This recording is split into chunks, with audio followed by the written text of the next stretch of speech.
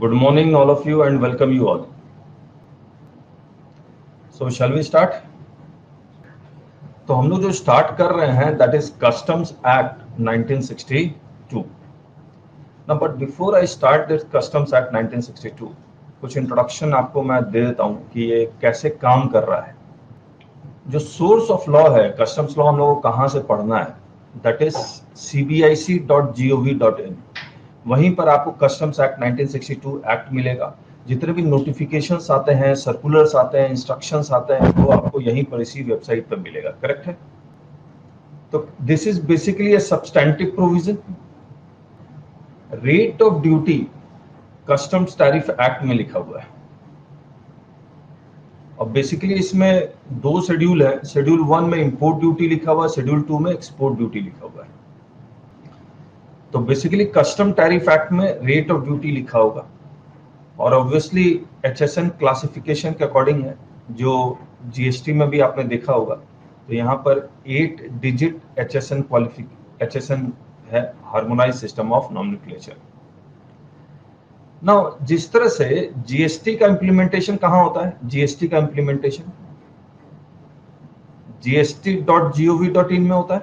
Correct है? उसी तरह से कस्टम्स एक्ट में जितना भी bill of entry, shipping bill, ये सब फाइल करना है वो आइस गेट में फाइल करते हैं. आइस गेट में. तो आइस गेट में बेसिकली कस्टम्स एक्ट इंप्लीमेंट होगा. बिल ऑफ एंट्री इंपोर्ट करने के लिए बिल ऑफ एंट्री फाइल करते हैं, एक्सपोर्ट करने के लिए शिपिंग बिल फाइल करते हैं. लेकिन कहाँ फाइल करेंगे? यहाँ आइस गेट में फाइल करेंगे. करेक्ट है? नाउ जितने भी गुड्स हैं वो HSN से क्लासिफाई किए गए हैं. कौन सा गुड्स फ्री है, रिस्ट्रिक्टेड है, ये सब आपको DGFT के वेबसाइट में मिलेगा. Foreign trade policy. तो फॉरेन ट्रेड पॉलिसी में एक हैंडबुक ऑफ प्रोसीजर्स भी है और ये हम लोग करेंगे भी आपके साथ. तो ये कॉमर्स मिनिस्ट्री हैंडल करती है, ये फाइनेंस मिनिस्ट्री हैंडल करती है. कॉमर्स मिनिस्ट्री का काम है कि किस तरह से एक्सपोर्ट को बढ़ाया जाए और बाकी सभी इंडस्ट्री मिनिस्ट्री का काम है कि किस तरह से इंडिया सेल्फ रिलायंट बने ताकि इंपोर्ट कम हो. फिर ये एक है epcindia.com, एक्सपोर्ट प्रमोशन काउंसिल का वेबसाइट है. तो जितने भी एक्सपोर्टर है यहाँ पर इनको रजिस्ट्रेशन लेना जरूरी होता है ताकि उनको एक्सपोर्ट का बेनिफिट ये सब मिलता रहे. तो बेसिकली जब भी आपको एक्सपोर्ट इंपोर्ट करना हो तो ये 4 वेबसाइट आपको बहुत हेल्प करेंगी. करेक्ट है? मैं आपको दिखला देता हूं. जैसे ही आप CBIC के वेबसाइट में जाएंगे तो कस्टम्स, यहाँ GST है, ये रहा कस्टम्स, ये सारा वैसे ही चलेगा. करेक्ट है? ये आइस गेट का वेबसाइट है और आइस गेट के वेबसाइट में जब ये खोलेंगे तो ये फर्स्ट पेज खुलेगा. इसी के नीचे जब स्क्रॉल करेंगे तो आपको इतने सारे बटन्स मिलेंगे. जैसे gst.gov.in में बटन्स मिलता है, यहीं पर आपको जैसे कस्टम ड्यूटी कैलकुलेटर है. एक्सपोर्ट इंपोर्ट करने के लिए आपको बहुत सारे डॉक्यूमेंट्स आपको अपलोड करने पड़ते हैं. वो डॉक्यूमेंट्स अपलोड करने का बटन ये है जिसको हम लोग ई संचित बोलते हैं. E Sanchit, e storage and computerize handling of indirect tax documents. आपको पेमेंट करना है उसके लिए अलग बटन है कस्टम ड्यूटी का. करेक्ट है? हाँ या ना बोलते जाइएगा. इसके बाद DGFT का website, directorate general of foreign trade, जिसमें obviously Piyush Goyal ji is the commerce minister. इसी में आपको जैसे इंडियन ट्रेड सर्विस ये मिल रहा है, ये मिल रहा है, यहीं पर आपको पूरा डिटेल मिलेगा. जैसे अबाउट DGFT में इसमें हमने क्लिक किया. एक्सपोर्ट इंपोर्ट करने के लिए IEC import export code registration बहुत जरूरी है. मुझे एक बात बताइए, इंपोर्ट एक्सपोर्ट करने के लिए क्या GST का रजिस्ट्रेशन जरूरी है या नहीं है? इंपोर्ट एक्सपोर्ट करने के लिए GST का रजिस्ट्रेशन जरूरत है या नहीं है? प्लीज. 2 लोगों ने यस बोला. जिनेश जी, Rajesh ji, yes it is. क्योंकि एक्सपोर्ट करेंगे तो इंटरस्टेट सप्लाई है, इंपोर्ट करेंगे तो इंटरस्टेट सप्लाई, और इंटरस्टेट सप्लाई में GST का रजिस्ट्रेशन कंपलसरी है. तो GST रजिस्ट्रेशन इज कंपलसरी. तो इनफैक्ट इंपोर्ट एक्सपोर्ट करने के लिए आपको एक IEC नंबर लेना पड़ता है. जब वो IEC number obviously pan based होगा, उसको आपको अपने GST के साथ इंटरलिंक करना पड़ता है. तो ये वेबसाइट हेल्प करेगा जब आप रजिस्ट्रेशन करवाने जाएंगे आइस गेट में. तो IEC कोड आपको यहाँ मिल जाएगा. आइस गेट में आप उस IEC कोड को रजिस्ट्रेशन कर लीजिए, या आइस गेट में ही आपको IEC नंबर भी मिल सकता है. करेक्ट है? ये देखिए अप्लाई फॉर आईईसी यहाँ लिखा हुआ है, regulatory updates, acts and rules, foreign trade policy, procedure and documents, ITCS based import export policy. इसको जब आप क्लिक करेंगे तो अगेन एचएसएन नंबर आएगा, उस एचएसएन के बेसिस पे आपको पता लग जाएगा कि इस प्रोडक्ट के लिए आपको लाइसेंस लेना है या नहीं लेना। वैसे जितने भी प्रोडक्ट्स हैं एक्सपोर्ट इंपोर्ट के लिए वो सब विदाउट लाइसेंस आप एक्सपोर्ट इंपोर्ट कर सकते हैं, एक्सेप्ट वेरी फ्यू आइटम्स। तो इसका एक्सेल शीट भी आप डाउनलोड कर सकते हैं इसी में, और you can search it out. Correct है। और ये एक्सपोर्ट प्रमोशन काउंसिल का, ये रजिस्ट्रेशन के लिए अप्लाई करना पड़ता है ऑनलाइन आरसीएम से, रजिस्ट्रेशन कम मेंबरशिप करके कुछ इसका फुल फॉर्म है।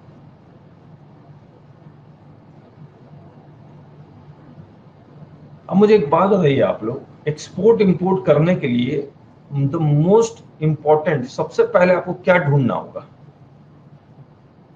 क्या चीज चाहिए आपको एक्सपोर्ट इंपोर्ट करने के लिए?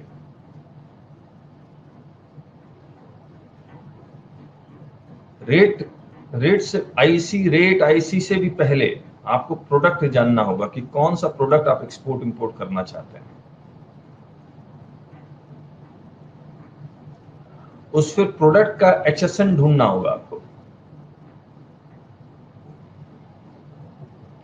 जब एचएसएन कोड मिल जाएगा आपको, जिसको Indian trade classification harmonise system बोलते हैं, तब आपको आइस गेट की वेबसाइट में जाके रेट ऑफ ड्यूटी पता लग जाएगा, हाँ या ना?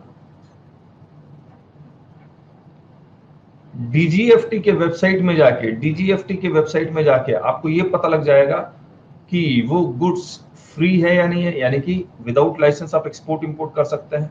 अगर रिस्ट्रिक्टेड लिखा हुआ है इसका मतलब यू नीड द लाइसेंस। अगर एसटीई लिखा हुआ है तो स्टेट ट्रेडिंग इंटरप्राइजेस के थ्रू, यानी कैनालाइज एजेंसी के थ्रू आप एक्सपोर्ट इंपोर्ट कर सकते हैं। और प्रोहिबिटेड लिखा हुआ तो यानी कि आप एक्सपोर्ट इंपोर्ट कर ही नहीं सकते। तो एक्सपोर्ट के लिए अलग पॉलिसी बनी होगी, इंपोर्ट के लिए अलग पॉलिसी बनी होगी। करेक्ट है। सुधीर जी पूछ रहे हैं to apply for correct HSN code. Apply नहीं करना पड़ेगा, you have to search for right HSN code. That's what I have written, Sudhir. Identification of product HSN वो जरूरी है। गलत HSN डाल देंगे तो रेट ऑफ ड्यूटी गलत, सब कुछ गलत हो जाएगा और आपका गुड सीज भी हो सकता है और पेनल्टी अलग लगेगी। क्योंकि जब आप एक्सपोर्ट इंपोर्ट करते हैं तो एग्जामिनेशन करता ही करता है। सही बात है या नहीं है? नेक्स्ट, एक्सपोर्ट करने पे बहुत सारी स्कीम्स निकाली हुई है, जैसे ड्यूटी ड्रॉबैक। उस प्रोडक्ट में कितना आपको ड्यूटी ड्रॉबैक मिलेगा, अगेन वो एचएसएन से ही पता लगेगा और ये डीजीएफटी की वेबसाइट से आपको पता लग जाएगा। और एक एमईआईएस स्कीम होती थी, वो तो गवर्नमेंट ने बंद कर दिया, डब्ल्यूटीओ से केस हार गई। हम नया स्कीम लेके आ गई है, रिमिशन ऑफ ड्यूटी करके कुछ है, हम लोग देखेंगे उसको।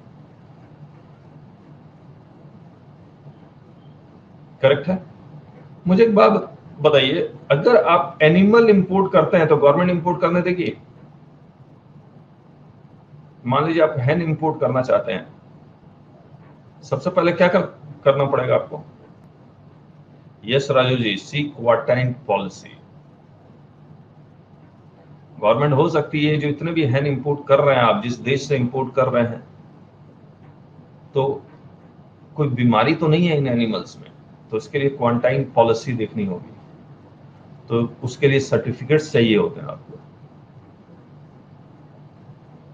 तो वो रिक्वायर्ड है या नहीं है वो आपको चेक करना पड़ेगा। यस सर, सही बात। तो बाकी हैन में rate of duty, import export policy, eligible scheme, वो सब तो है ही, plus there are many agencies जिसको हम लोग पार्टिसिपेटिंग गवर्नमेंट एजेंसी बोलते हैं, PGA. You have to obtain certificate from them, then only you can obtain import. सही बात।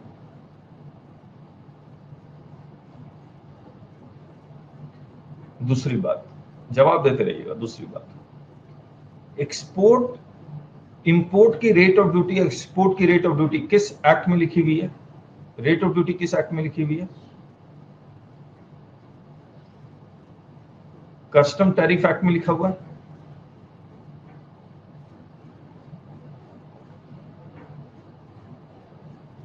कस्टम टैरिफ एक्ट में मान लीजिए इंपोर्ट ड्यूटी 30% लिखा हुआ है, लेकिन इंडिया ने साउथ कोरिया के साथ एक फ्री ट्रेड एग्रीमेंट किया हुआ है, जहां पर इंडिया और साउथ अफ्रीका में ये एग्रीमेंट है कि अगर साउथ अफ्रीका से कोई चीज इंपोर्ट होगी तो 30% की जगह 15% इंपोर्ट ड्यूटी लगेगी, और अगर हम साउथ कोरिया में कोई वही मटेरियल एक्सपोर्ट करेंगे तो साउथ कोरिया भी उस पर 15% इंपोर्ट ड्यूटी लगाएगा। सही बात। तो these are the trade agreements, और इस ट्रेड एग्रीमेंट्स में like DTAA, correct, like DTAA, double taxation avoidance agreement, इन ट्रेड एग्रीमेंट में इसको हम लोग कहते हैं प्रेफरेंशियल रेट। कौन सा रेट कहते हैं? Preferential rate.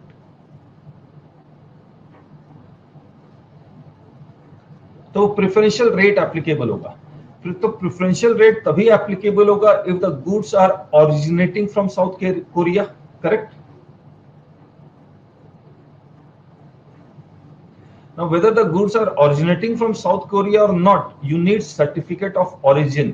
You need certificate of origin, और इसीलिए लिखा हुआ country specifics, yes or no.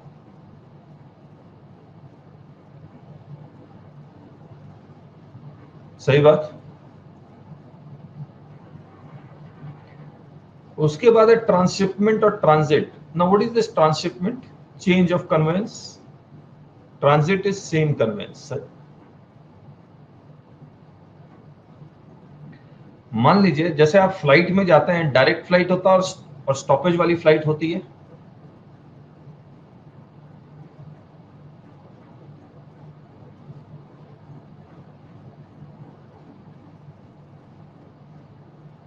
मान लीजिए इंडिया से यूएस से आप एक्सपोर्ट कर रहे हैं,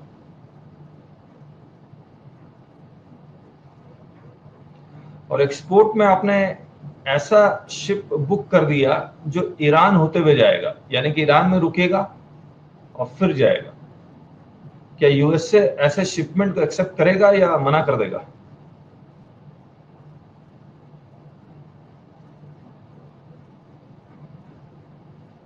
नहीं राजू जी, ईरान और यूएसए में तो दुश्मनी चल रही है अभी। तो यूएसए के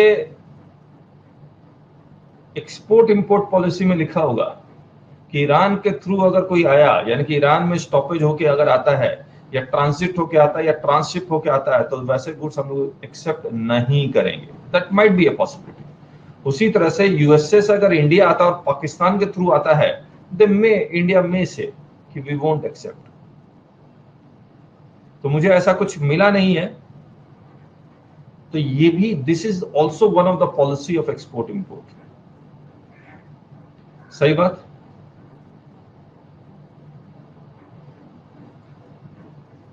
तो मुझे एक बार रिवाइज करने के लिए एक बार फिर से बता दीजिए, एक्सपोर्ट इंपोर्ट करने के लिए सबसे पहले आपको क्या जानने की जरूरत है कि क्या चीज आप एक्सपोर्ट इंपोर्ट करना चाहते हैं, करेक्ट है।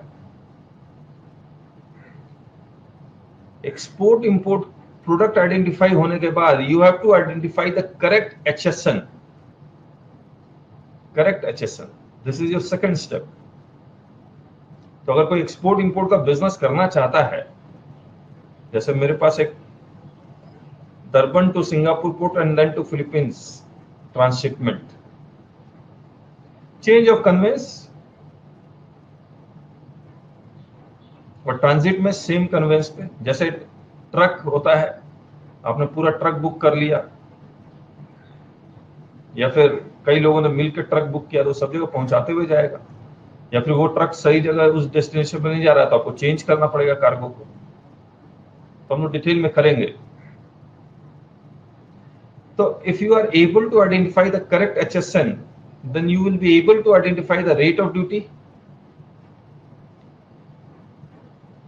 You will be able to identify, and rate of duty कहाँ लिखा हुआ? कस्टम टैरिफ एक्ट में लिखा हुआ, करेक्ट है।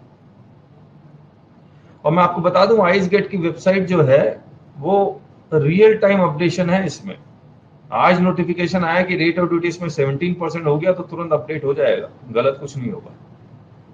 और कस्टम टैरिफ एक्ट अगर आप ढूंढना शुरू करेंगे उसके शेड्यूल्स, तो उसको अपडेटेड शायद ही मिले, लेकिन ये अपडेटेड होगा आपको।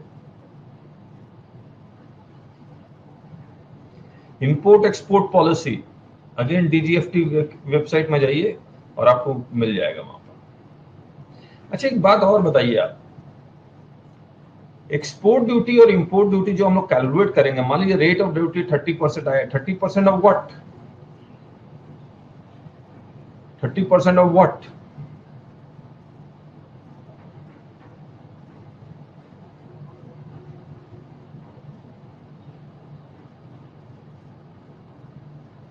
Value, transaction value. कस्टम्स में और ट्रांजैक्शन वैल्यू में भी और भी बहुत कुछ ऐड आउट करते रहेंगे, उसके बारे में बाद में बात करेंगे। बिल ऑफ एंट्री ये सब नहीं है कार्तिक। नाउ कस्टम्स में एक कॉन्सेप्ट है टैरिफ वैल्यू का।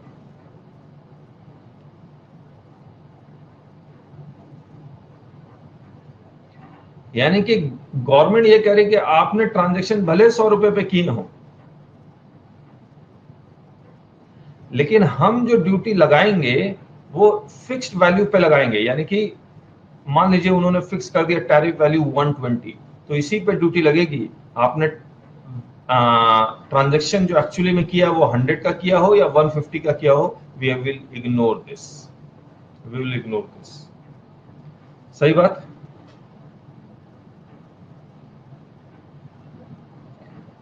तो कस्टम टैरिफ एक्ट में ही आपको टैरिफ वैल्यू भी मिल जाएगा।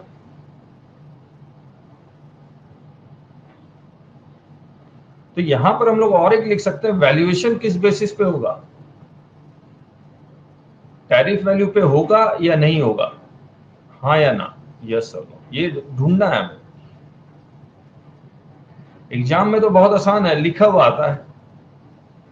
जब आप प्रैक्टिकल लाइफ में जाएंगे then you have to search it, क्योंकि आपका क्लाइंट आएगा बोले सर मैं ये इंपोर्ट करना चाहता हूँ। जैसे मेरे पास आया था एक बंदा, उसने कहा कि सर जो अगरबत्ती जो हम लोग बनाते हैं उसका जो मसाला है वो इंपोर्ट होता है, तो उसकी पूरी डिटेल उसको बतानी थी। तो पता लगा कि गवर्नमेंट ने बहुत रिसेंटली 2020 में ही इसको, पहले फ्री था, उसको रिस्ट्रिक्टेड में डाल दिया। अब जैसे ही रिस्ट्रिक्टेड में डाल दिया तो लाइसेंस लेना पड़ेगा उसको इंपोर्ट कर लिए। अब इंपोर्ट के लिए लाइसेंस लेने के लिए किस ऑफिस में अप्लाई करना पड़ेगा? तो वो डीजीएफटी ही देता है, ये डीजीएफटी ही देता है लाइसेंस, सही बात।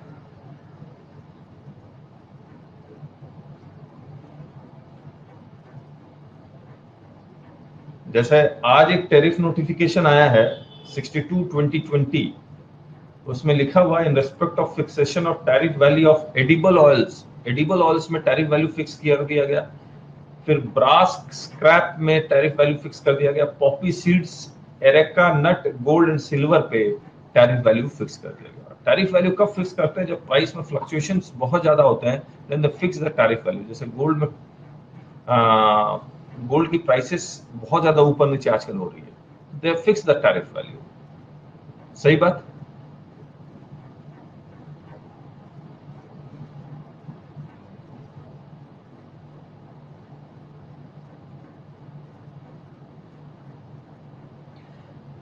अच्छा, ये जैसे नोटिफिकेशन, जैसे जीएसटी में रेट नोटिफिकेशन, जनरल नोटिफिकेशन, वैसे कस्टम्स में टैरिफ नोटिफिकेशन अलग है, non tariff notification, safeguard duty अलग लगता है, एंटी डंपिंग ड्यूटी लगता है और काउंटर वेलिंग ड्यूटी लगता है। तो ये सब हम लोग करेंगे सिर्फ आपको शो करने के लिए कि नोटिफिकेशन आपको कैसे नजर आएगा। यहाँ ईयर है, जिस ईयर का देखना चाहते हैं, सर्च करना चाहते हैं, जितना रिजल्ट चाहते हैं, करेक्ट है। हाँ ना, कुछ बोलते जाइएगा।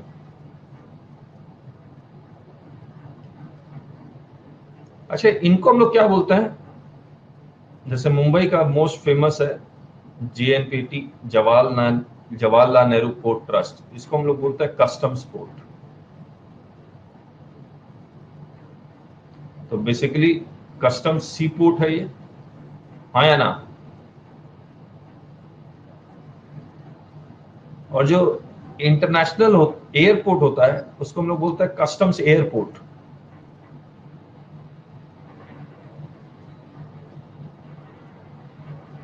सही बात। और जो अटारी बॉर्डर पे है इंडिया टू पाकिस्तान, उसको हम लोग कहते हैं land custom station, land custom station. ये सब वर्ड आएंगे जब हम लोग कस्टम्स पढ़ रहे होंगे, लैंड कस्टम स्टेशन। तो ये एक्चुअल है। अरे ये क्या हो गया, इन कस्टम्स पोर्ट और कस्टम्स एयरपोर्ट के साथ सटा हुआ होता है, इसको डीकंजेस्ट करने के लिए कंटेनर फ्रेट स्टेशन। तो container freight stations are part of customs port and customs airport. सही बात। उसके बाद जैसे दिल्ली के तुगलकाबाद, पानीपत, लुधियाना, मुरादाबाद, यहां पर ये एयरपोर्ट नहीं शो कर रहा है। These are inland container depot, जिसको हम लोग ड्राई पोर्ट भी कहते हैं। इनलैंड कंटेनर डिपो, जिसको हम लोग ड्राई पोर्ट कहते हैं। Correct Sudhir, dry port ICD Tughlakabad. तो ये बहुत जगह है, जमशेदपुर में भी है, कानपुर में, आगरा, जयपुर, जोधपुर, इंदौर। तो आपको जितना भी इंपोर्ट क्लियरेंस या एक्सपोर्ट क्लियरेंस करना है, तो आपको पोर्ट पे आके करने की जरूरत नहीं है, आप यहां भी कर सकते हैं। And these are all either connected by rail और रोड। तो यहां पर वो उसके लिखे हुए, वो हमें जानने की जरूरत नहीं है। सही बात।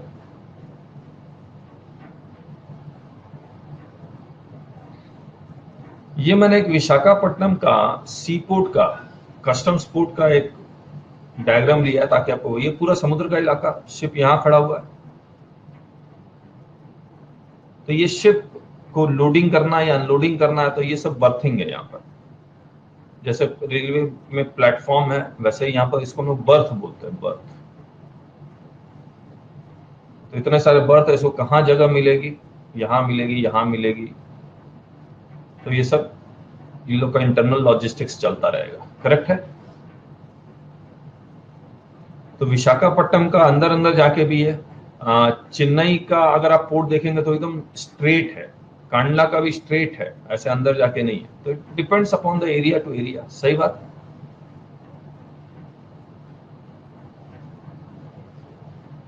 चलिए, तो this is the first part of slide we have done. ये सब स्लाइड हम लोग अपलोड कर देंगे, आप डाउनलोड कर सकते हैं। तो ये आपको याद होना चाहिए। अब let us go to export import. अब हम लोग जो पहला चैप्टर करेंगे, that is import export procedure. तो ये इंपोर्ट एक्सपोर्ट प्रोसीजर की ये जो बुक है, ये करीब करीब जो चैप्टर है, बेसिकली ये 25 पेजेस में है।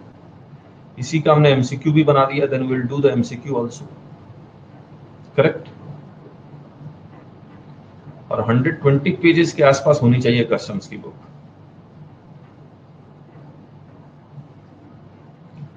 तो let us do import export procedure. Shall be. Introduction हो गया। मुझे एक बात बताइए आप, इन जनरल अगर आप कोई ट्रेडिंग करते हैं तो कैसे होती है वो ट्रेडिंग? डोमेस्टिक ट्रेडिंग कैसे होती है?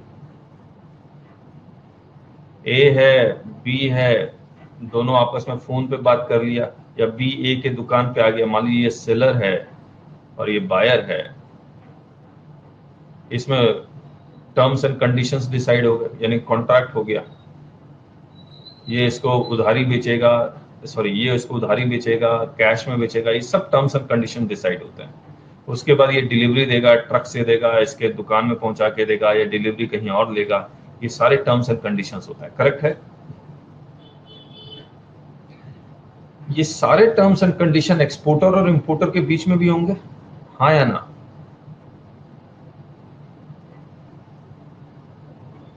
तो एक्सपोर्टर और इंपोर्टर के बीच में जो टर्म्स एंड कंडीशंस होंगे, उसी को वो हम लोग लिखेंगे। ये इसको इनवॉइस देगा, हाँ या ना? डोमेस्टिक ट्रेड में ट्रक से अगर माल जाता है, तो ट्रक वाला इसको क्या देता है?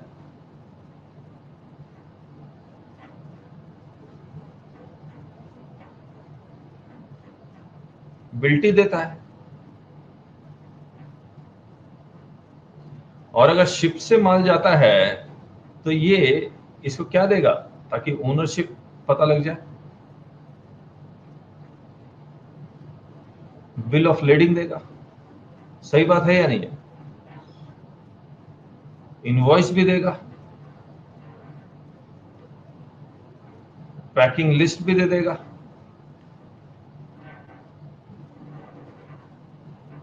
हाँ या ना? इन तीनों डॉक्यूमेंट को मिला के, और अगर सर्टिफिकेट ऑफ ऑरिजिन है तो वो भी होगा, कोई क्वारंटाइन का डॉक्यूमेंट है तो वो भी होगा। इन सब डॉक्यूमेंट को मिला के, अच्छा ये भी बताएगा इंपोर्टर कि मुझे वो सामान कहां चाहिए, मुंबई पोर्ट पे चाहिए, विशाखापट्टनम पोर्ट पे चाहिए, चेन्नई पोर्ट पे चाहिए, या एयरपोर्ट पे चाहिए, या ड्राई पोर्ट पे चाहिए, ये सब बताएगा या नहीं बताएगा? उसी हिसाब से तो सामान भेजेगा, हाँ या ना? इन सब डॉक्यूमेंट को, इन सब इंफॉर्मेशन को मिला के बनता है बिल ऑफ एंट्री।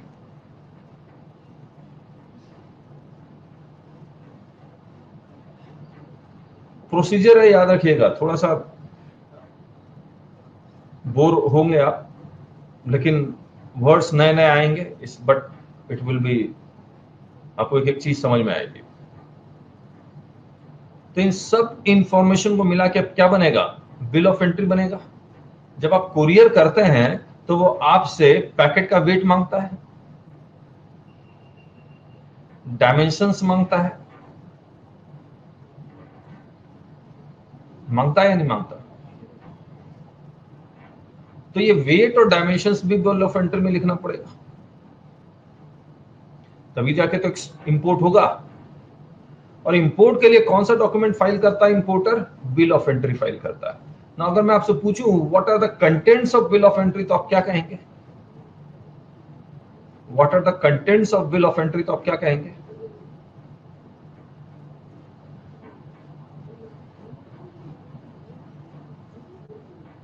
इनवॉइस की डिटेल, पैकिंग की डिटेल। इनवॉइस की डिटेल में क्या मिल जाएगा उसको? इनवॉइस की डिटेल में क्या मिल जाएगा? ऑब्वियसली इंपोर्टर जब फाइल करेगा तो आइस गेट में फाइल करेगा, आइस गेट में जब वो फाइल करेगा तो आईसी नंबर लिखेगा, तो हो ही गया। Value, yes. रेट कहां से पता लगेगा उसको? रेट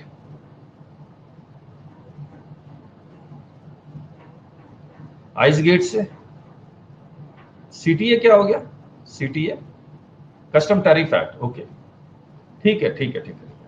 ऑब्वियसली आप custom tariff act, theory practical दोनों होता रहेगा। बिल ऑफ लेडिंग क्या प्रूफ करता है? बिल ऑफ लेडिंग क्या प्रूफ करेगा?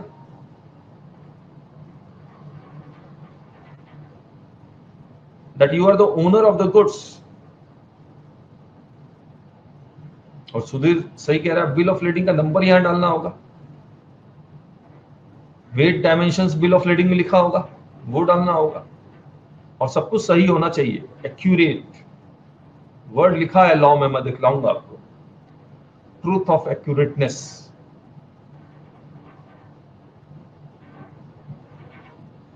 तो ये सारा कुछ मिला के बिल ऑफ एंट्री बन जाएगा, सही बात है। मुझे बताइए, ड्यूटी आप कस्टम ड्यूटी देंगे, basic custom duty?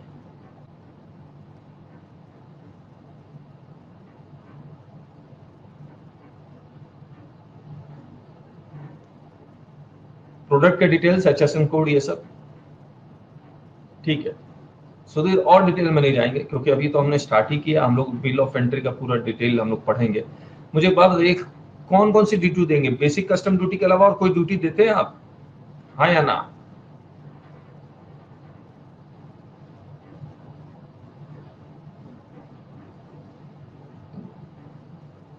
IGST, correct. Compensation cess अगर एप्लीकेबल है तो, सोशल वेलफेयर सरचार्ज, और ये सब ड्यूटी, ये सब हम लोग कैलकुलेट करना सिखलाएंगे आपको। सेफ गार्ड ड्यूटी अगर एप्लीकेबल है तो, एंटी डंपिंग ड्यूटी एप्लीकेबल है तो, ये सब कस्टम टैरिफ एक्ट में आपको मिल जाएगा। और आइस गेट में आप ऑटोमेटिकली कैलकुलेट, जैसे एचएसएन डालेंगे वो अपने आप safe guard duty, additional duty अगर एप्लीकेबल हुआ उस पीरियड में तो वो कैलकुलेट करके आपको बता देगा, सही बात। अब मुझे एक बात बताइए, अब मान लीजिए यू आर एन एक्सपोर्टर, आपको एक्सपोर्ट करना है,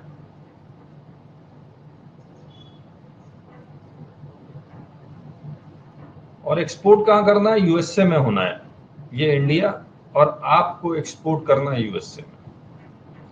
अब मुझे एक बात बताइए, आप टर्म्स एंड कंडीशन डिसाइड हो गया। इसको गुड्स को भेजने के बाद आप इसको क्या भेजेंगे ताकि गुड्स वो छुड़वा ले?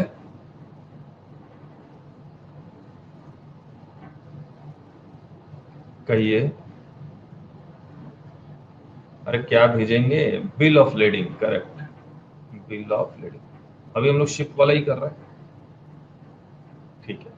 तो बिल ऑफ लेडिंग भेजेंगे, लेकिन बिल ऑफ लेडिंग भेजने से पहले इसको सारा काम करना पड़ेगा। ये टू फाइल शिपिंग बिल। क्या फाइल करेगा ये? Shipping bill. ना अब मैं आपसे पूछता हूं, शिपिंग बिल इनवॉइस से बनेगा, पैकिंग लिस्ट से बनेगा? सही बात।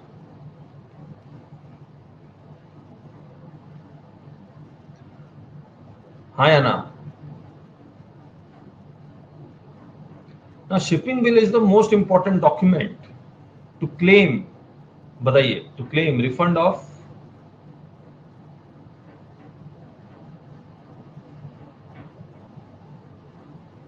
आईजीएसटी, अगर टैक्स पेड है, आईटीसी अगर टैक्स पेड नहीं है, प्लस वेरियस एक्सपोर्ट इंसेंटिव्स जो डीजीएफटी ने अनाउंस किया है,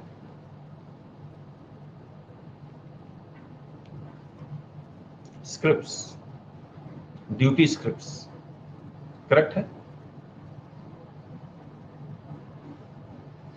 तो शिपिंग बिल करेक्टली फाइल्ड होना चाहिए, और अगर ये एक्चुअली में एक्सपोर्ट हो चुका हो, उसका प्रूफ आ जाता है, तो ये सारा कुछ ऑटोमेटिक चल रहा है इस गेट में, तो आपको ये रिफंड भी ऑटोमेटिक है और एक्सपोर्ट इंसेंटिव्स भी ऑटोमेटिक है। ड्यूटी ड्रॉबैक तो 7-5-6 दिन के अंदर आ जाता है।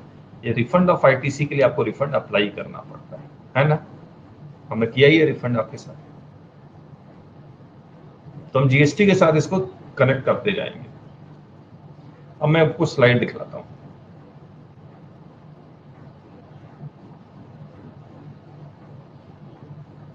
ये देखिए, सिंपल है। इंपोर्ट प्रोसीजर, ये दोनों कॉन्ट्रैक्ट करेंगे। कॉन्ट्रैक्ट किस चीज का होगा? इंपोर्ट एक्सपोर्ट गुड्स का। पेमेंट टर्म डिसाइड करेंगे। अच्छा बताइए, पेमेंट एडवांस होगा या एलसी के थ्रू होगा, लेटर ऑफ क्रेडिट के थ्रू?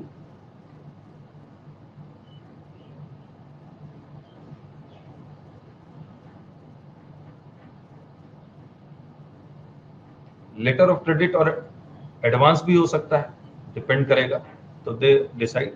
और हमारे बीच में सुधीर कोचर है, ही इज द ऑथर, और इसने फेमा फेमा पे लिखा है। सुधीर सुधीर किस पे किताब लिखी है, मैं तो भूल भी गया।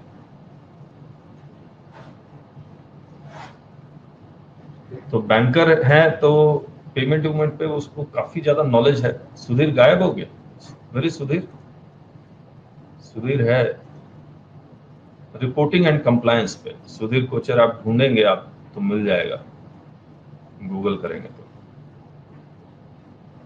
Reporting and compliance under FEMA, okay.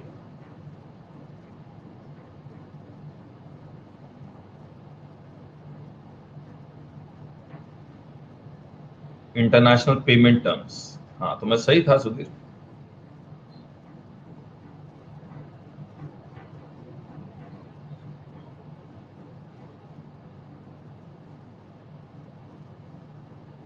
और जब आप हमारी इनकम टैक्स की किताब पढ़ते हैं ना, तो उसमें सुधीर कोचर का नाम आता है, और सुधीर कोचर हमारा बहुत पुराना स्टूडेंट रहा हुआ है।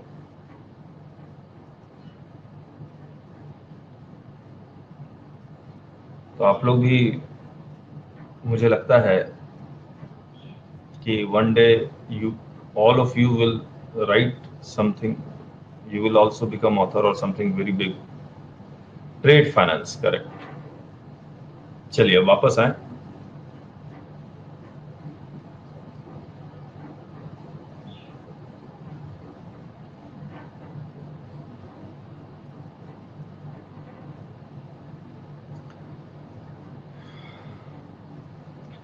अब देखिए, मैं बहुत डिटेल में तो नहीं जा पाऊंगा, ना मुझे पता है to be honest. Payment terms का मैं आपको बता दूं, एक एडवांस तो बड़ा सिंपल है, पैसा आएगा तो हम एक्सपोर्ट करेंगे, और एक एलसी के थ्रू होता है। ये एक्सपोर्टर, ये इंपोर्टर, ये दोनों के बैंक। तो ये बिल ऑफ लेडिंग है या बाकी जितने भी डॉक्यूमेंट्स हैं, ये बैंक को दे देता है। मान लीजिए ये इसने अपने बैंक को दिया, इसने इसको दे दिया, करेक्ट है। ये इसको पहले से एडवांस पेमेंट दे चुका है।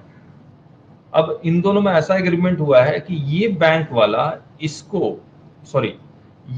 वाला इसको पैसा तभी रिलीज करेगा जब इंपोर्टर को गुड्स मिल जाएगा, गुड्स ओके कर देगा, then only that bank will release.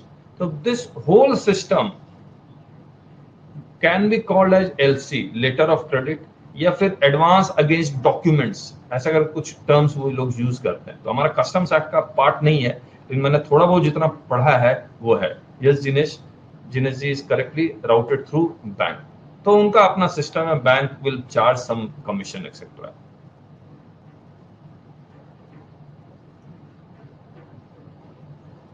सही बात। हमने लिखा है payment against documents. Sudhir confirm कर दो। ठीक है, यस। इसके बाद अदर्स में क्वालिटी वगैरह वगैरह वो लोग चेक कर लेंगे। दूसरा और एक होता है टर्म्स एंड एग्रीमेंट में एफओबी या सीआईएफ। ये कह सकता है ये इंपोर्टर कि मैं आपके पोर्ट पे लूंगा, मेरे पास अपना शिप है, मैं शिप से लेके आऊंगा। तो वो टर्म्स कौन सा हो गया? एफओबी वैल्यू हो गया। या फिर किसी और के शिप को मैं हायर करके लेके आऊंगा। सही बात। जिसको हम लोग बोलते हैं फ्री ऑन बोर्ड। जिनेश जी, यही टर्म हम लोग जब जीएसटी में यूज कर रहे थे तो कौन सा वर्ड यूज कर रहे थे?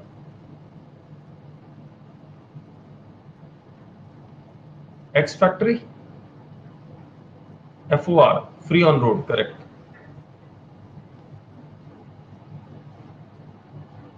कि मैं जिस दुकान में गया उसी दुकान में मैंने खरीद लिया। उसके बाद ट्रांसपोर्टेशन करने की जो जिम्मेदारी है वो बायर की है। सही बात। या फिर मैं सेलर को कहता हूं, यानी कि एक्सपोर्टर को कहता हूं कि तुम मुझे पहुंचा के दो, तो ये मुझे जब पहुंचा के देगा तब उस कॉन्ट्रैक्ट को बोलते हैं हम लोग सीआईएफ वैल्यू। तो सीआईएफ वैल्यू कैसे अराइव होगा? एफओबी वैल्यू एक्सपोर्टर के पोर्ट तक, यानी कि यूएसए के पोर्ट तक। इसमें मैं ये जो ट्रांजैक्शन है, ये जो ट्रांसपोर्टेशन है, customs port of exporter to importer port, उसमें अगर हम लोग फ्रेट चार्जेस और इंश्योरेंस जोड़ देंगे तो वो सीआईएफ आ जाएगा। हाँ, इनको टर्म्स भी है जिनेश जी, लेकिन उस पर नहीं जाएंगे। इनको टर्म्स बहुत सारे टर्म्स है, काफी टाइम लगेगा।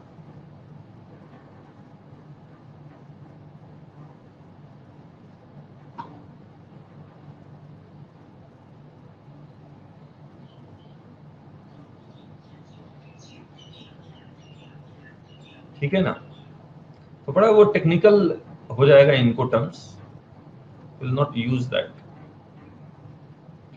तो फिर से मैं बोल रहा हूं, एफओबी से सीआईएफ आने के लिए क्या करना होगा? इसमें insurance charges plus freight charges जोड़ देंगे तो सीआईएफ वैल्यू हो जाएगा। Cost, FOB means cost, insurance, freight. अब मुझे एक बात बताइए आप, ये जब इन दोनों में एग्रीमेंट होगा तो ये क्या कहेगा? मुझे मुंबई पोर्ट पे चाहिए या दिल्ली तुगलकाबाद पे चाहिए? इसको लिखना पड़ेगा यहां पर, हाँ या ना? लिखना पड़ेगा। अगर इसने दिल्ली नहीं लिखा, मान लो इसको दिल्ली चाहिए और इसने दिल्ली नहीं लिखा अपने,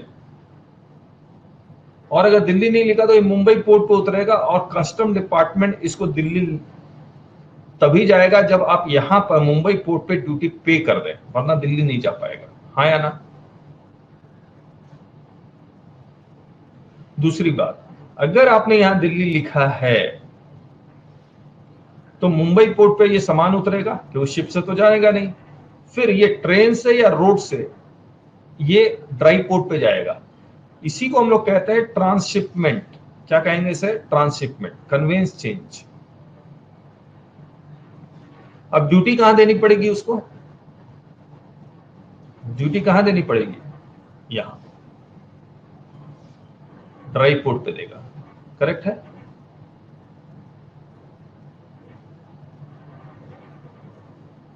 और हमने लिख ही दिया है इंपोर्टर जीएसटी रजिस्ट्रेशन होना चाहिए, आईईसी डीएफटी में और आइस गेट में रजिस्ट्रेशन वो करवाएगा। अब देखिए आईईसी का मैं और बता देता हूं। मान लीजिए आईईसी मेरा इंडिया में 15 स्टेट में ऑफिसेस है और ये 15 के 15 एक्सपोर्ट इंपोर्ट करते हैं। आईईसी नंबर 1 होगा या 15 होंगे?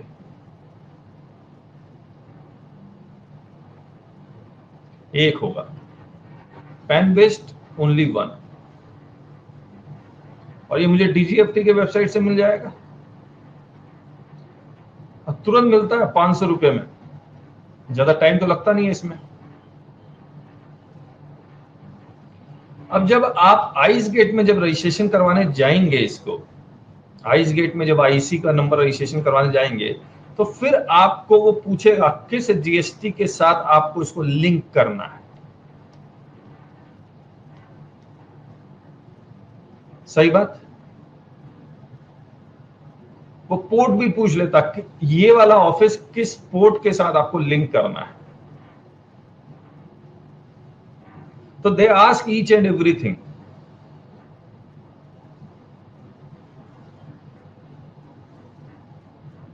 एक बात मैं बताना भूल गया,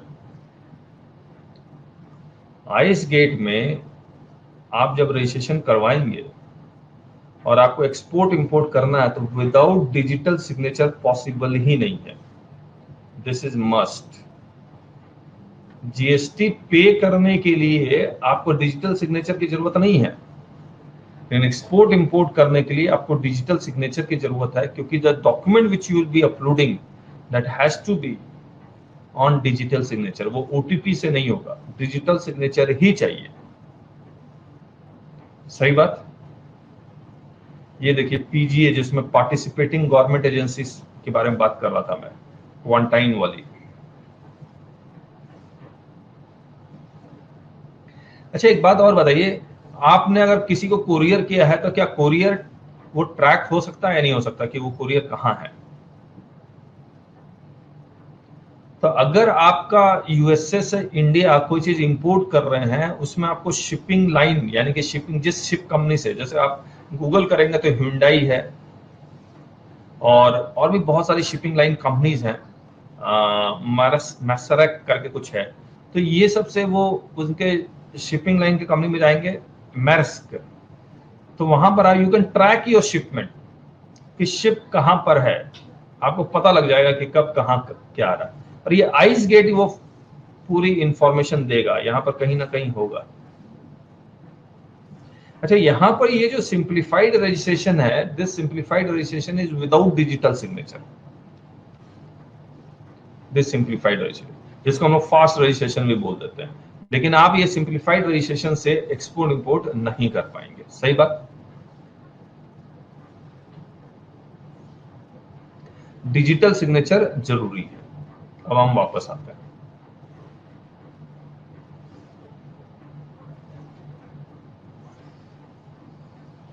अब मैं आपसे एक बात पूछ रहा था, एफओबी वैल्यू सीआईएफ वैल्यू समझ में आ गया? डिलीवरी पोर्ट आपको पता होना चाहिए, वो पहले से लिखा होना चाहिए। अच्छा सुधीर कह रहे हैं कि bank always give finance on FOB value and I should add कि custom duty is always levied on CIF value. तो कस्टम ड्यूटी जब भी लगेगा सीआईएफ वैल्यू पे लगेगा। सही बात? ये बात हमने लिख दी, IEC and GST can be linked with as many GST. तो बेसिकली इंपोर्ट प्रोसीजर हो गया। अभी हम लोग सिर्फ स्ट्रक्चर तैयार कर रहे हैं, उसके बाद हम लोग करेंगे वेसल कैसे आएगा, प्लेन एयरक्राफ्ट कैसे आएगा, उसको क्या क्या डॉक्यूमेंट्स फाइल करना है, इंपोर्टर को क्या क्या डॉक्यूमेंट फाइल करना है, कितने दिन में फाइल करना है, कितना पेमेंट करना है, असेसमेंट कैसे होगा, ड्यूटी कैसे कैलकुलेट होगी, वो सारा कुछ करेंगे। लेकिन हम लोग पहले ये कर लेते हैं। करेक्ट। अच्छा, ये शिप कहाँ आएगा रिवाइज करने के लिए? शिप कहाँ आता है? कस्टम्स पोर्ट पे। एयरक्राफ्ट कहाँ आएगा? कस्टम्स एयरपोर्ट पे। ट्रक कहाँ आएगा? पाकिस्तान आ रहा है तो लैंड कस्टम स्टेशन पे। सही बात। अच्छा, एक बात बताइए, कोस्टल पोर्ट्स भी हैं? कोस्टल पोर्ट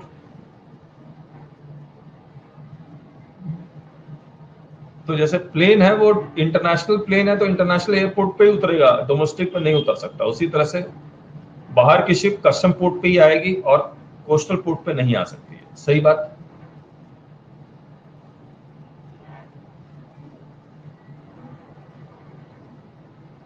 अब आइए, एक्सपोर्ट प्रोसीजर सब कुछ सेम रहेगा।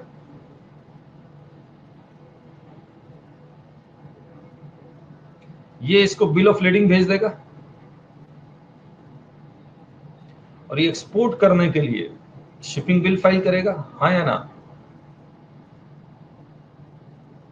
ये शिपिंग बिल कहाँ फाइल करेगा? ड्राई पोर्ट पे या कस्टम्स पोर्ट पे या कस्टम्स एयरपोर्ट पे?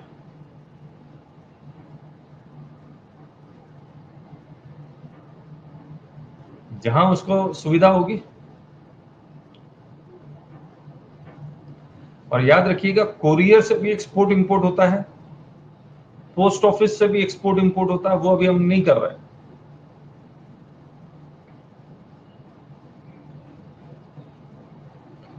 तो शिपिंग बिल फाइल कर दिया, वैसे ही एफओबी वैल्यू आएगा, सीआईएफ वैल्यू होगा। अब मुझे बताइए, जब आप एक्सपोर्ट करते हैं तो आपको एक्सपोर्ट इंसेंटिव्स मिलेगा।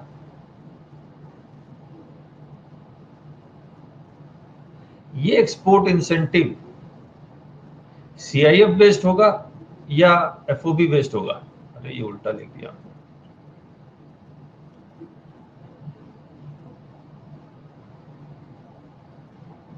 एफओबी बेस्ड होगा।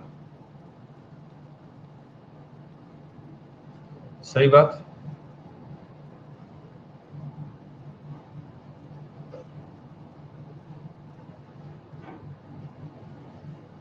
Now, documents required for import. Bill of leading बताइए कौन इश्यू करेगा? बिल ऑफ लीडिंग अगर इंपोर्ट हो रहा है तो बिल ऑफ लीडिंग कौन इश्यू करेगा? एक्सपोर्टर इश्यू करेगा। और एयरपोर्ट से एयरक्राफ्ट से जा रहा है तो एयरवे बिल, और ट्रक से आ रहा है तो लॉरी रिसीट, कोई एक होगा, हाँ या ना? एक्सपोर्टर कमर्शियल इनवॉइस इशू करेगा, पैकिंग लिस्ट इशू करेगा, सर्टिफिकेट ऑफ ऑरिजिन इशू करेगा।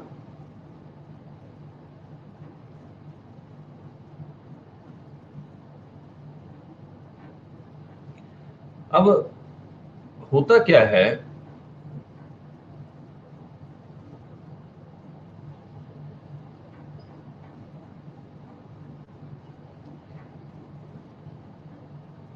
एक शिप है जिसको हम वेसल बोलते हैं, कस्टम्स में इसको क्या बोलते हैं? वेसल।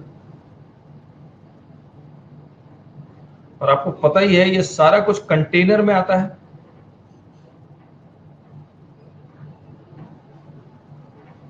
कोई भी एक्सपोर्ट इंपोर्ट होगा वो कंटेनर में ही होता है, अनटिल अनलेस कुछ और सामान नहीं हो। कंटेनर आपको पता ही है क्या होता है, दिखाने की जरूरत नहीं है। लेकिन बहुत सारे ऐसे होंगे जिसको नहीं पता। कंटेनर का फोटो हमने डाला तो है। ये कंटेनर, इस तरह के कंटेनर तो ये कई साइजेस में आते हैं। अब देखिए, और शिप में मान लीजिए 1000 कंटेनर, 2000 कंटेनर, डिपेंडिंग अपॉन। तो जब वेसल यूएसए से अगर चलता है तो क्या इस वेसल का मास्टर जो है, मास्टर ऑफ द वेसल जिसको हम लोग कहेंगे, इसको पता है कि ये कंटेनर में किसने एक्सपोर्ट, कौन एक्सपोर्टर है उसका नाम पता, कौन इंपोर्टर है उसका नाम पता, इसके अंदर गुड्स क्या है उसका पूरा डिटेल। क्या does this master of the vessel knows और नॉट? इसका पूरा एक डॉक्यूमेंट बना होगा या नहीं बना होगा? तो ओरिजिन पोर्ट और डेस्टिनेशन पोर्ट इसमें सारा पता होगा, और उस डॉक्यूमेंट को कहते हैं हम लोग अराइवल मैनिफेस्ट। क्या कहते हैं इसे? Arrival manifest. जब वो यहां से चला होगा, ये वेसल जब यूएसए पोर्ट से चला होगा, तो उसने पूरी लिस्ट बनाई होगी। जब वो चला होगा तब इसको फाइल करना होता होगा डिपार्चर मैनिफेस्ट। यही डिपार्चर मैनिफेस्ट जहां वो जा रहा है, अगर डायरेक्ट जा रहा है, कहीं और कोई कहीं सामान उतार नहीं रहा, उसको डायरेक्ट मुंबई पोर्ट में सामान उतारना है, तो वही अराइवल मैनिफेस्ट बन जाएगा, हाँ या ना?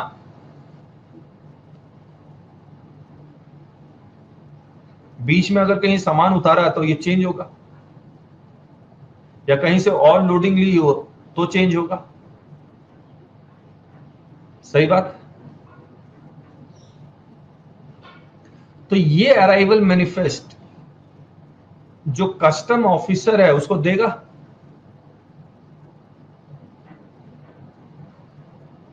इलेक्ट्रॉनिकली या मैनुअली?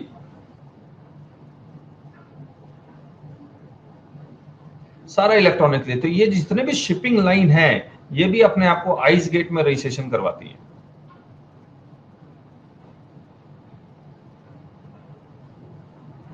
और आइस गेट में रजिस्ट्रेशन करवाने के बाद ये सब फाइल होता है वहां पर इलेक्ट्रॉनिकली। सही बात। अब आप सोचिए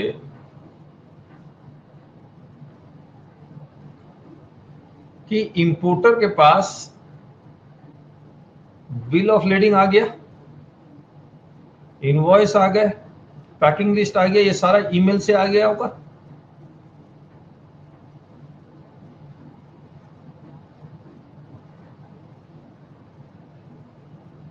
शिप में 11 जुलाई को लोडिंग हुई है और शिप वहां से चली है 11 जुलाई को। मेल में उसको 11 जुलाई को ये सब कुछ मिल गया होगा या 12 जुलाई को मिल गया होगा, हाँ या ना? 10 डेज का जर्नी है मान लीजिए। तो क्या इस इंपोर्टर को पता होगा कि मेरा जो शिपमेंट है वो किस किस कहां कहां है? एक एक डिटेल पता होगा। और जब मुंबई पोर्ट पे अगर शिप खड़ा हुआ है, क्योंकि उसको प्लेटफॉर्म में आने के लिए, जैसे रेलवे को ट्रेन को प्लेटफॉर्म में आने के लिए टाइम, उसको ग्रीन झंडी चाहिए, वैसे बर्थ में आने के लिए टाइम चाहिए। तो इस इंपोर्टर को पता होगा कि भैया यहाँ पर पहुंच चुका मुंबई पोर्ट पे, बर्थ नहीं मिला है। ये भी पता होगा या नहीं पता होगा? तो जब आ जाए तो ये बिल ऑफ एंट्री फाइल कर देगा इलेक्ट्रॉनिकली।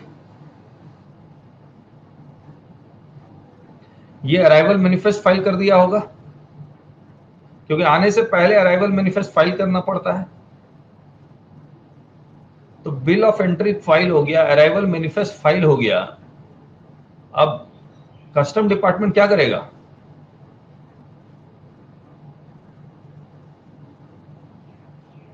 असेसमेंट करेगा। और असेसमेंट बेसिकली डॉक्यूमेंट्स का भी करता है और गुड्स का भी करता है। और डॉक्यूमेंट्स में क्या चेक करेगा? जो बिल ऑफ एंट्री आपने फाइल किया है, जो इनवॉइस है, जो पैकिंग लिस्ट है, सर्टिफिकेट ऑफ ऑरिजिन है, वो अराइवल मैनिफेस्ट में भी पूरी डिटेल होगी, वेट, मेजरमेंट और एचएसएन के साथ। वो सब मैच करना चाहिए, हाँ या ना? क्वांटिटी।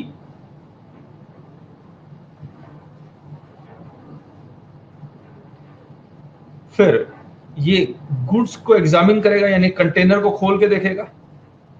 आलू है, प्याज है, मोबाइल फोन है, लैपटॉप है, टीवी है, एलईडी है, एलसीडी है, हार्डवेयर है, क्या है, पेन ड्राइव है, सैंपल बेसिस पे चेक कर लेगा।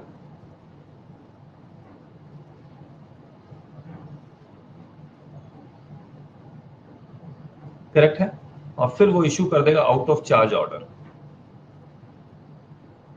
और गेट पास दे देगा और आप निकल सकते हैं, ऑब्वियसली सैंपल बेसिस पे।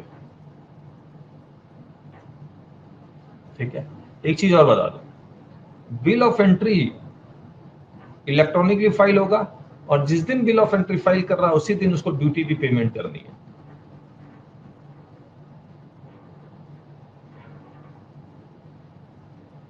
सही बात। मैं आने वाले क्लासेस में सेक्शन बताना शुरू कर दूंगा और किताब में पढ़ना शुरू कर दूंगा ये सब। अब देखिए, एक्सपोर्ट का हम लोग बाद में करते हैं।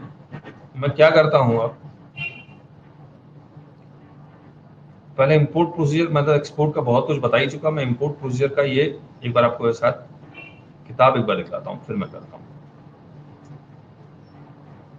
ये बुक है, ये हम आपको दे देंगे, import export procedure, basic import export process, contract between importer and exporter, FOB contract, CIF contract depend करेगा, आइडेंटिफिकेशन ऑफ प्रोडक्ट या एचएसएन, आईटीसी, डिटर्मिनेशन ड्यूटी कहाँ करेंगे, आइस गेट में करेंगे, डीजीएफटी में आपको पता लग जाएगा duty is free, restricted, ST या प्रोहिबिटेड, एलिजिबल स्कीम डीजीएफटी में, correct. Value, foreign exchange, shipping line, port of landing etcetera as per contract between exporter and importer. तो किस वैल्यू पे खरीदना बेचना है, कौन से करेंसी पे होगा, कौन सी शिपिंग लाइन होगी, पोर्ट ऑफ लैंडिंग क्या होगी, वो सब एक्सपोर्टर इंपोर्टर के ऊपर डिपेंड करेगा, करेक्ट है। लेकिन ड्यूटी का रेट क्या होगा, लाइसेंस लगेगा या नहीं लगेगा, एक्सपोर्ट इंसेंटिव मिलेगा या नहीं मिलेगा, ये गवर्नमेंट बताएगी, करेक्ट। अब arrival of conveyance and clearance of cargo, arrival of conveyance section 29 to 43 और clearance of cargo section 44 to 50, correct है। कॉन्स्टिट्यूशनल प्रोविजंस सिंपल है, आप पढ़ लीजिएगा। एंट्री नंबर 83 में लिखा हुआ है कि only central government has the power to levy custom duty, state government do not have the power to levy custom duty. सही बात। इसके बाद ये मेमोरी चार्ट है जो हम लोग कर चुके हैं आपके साथ, लेकिन मैं एक एक करके करूंगा।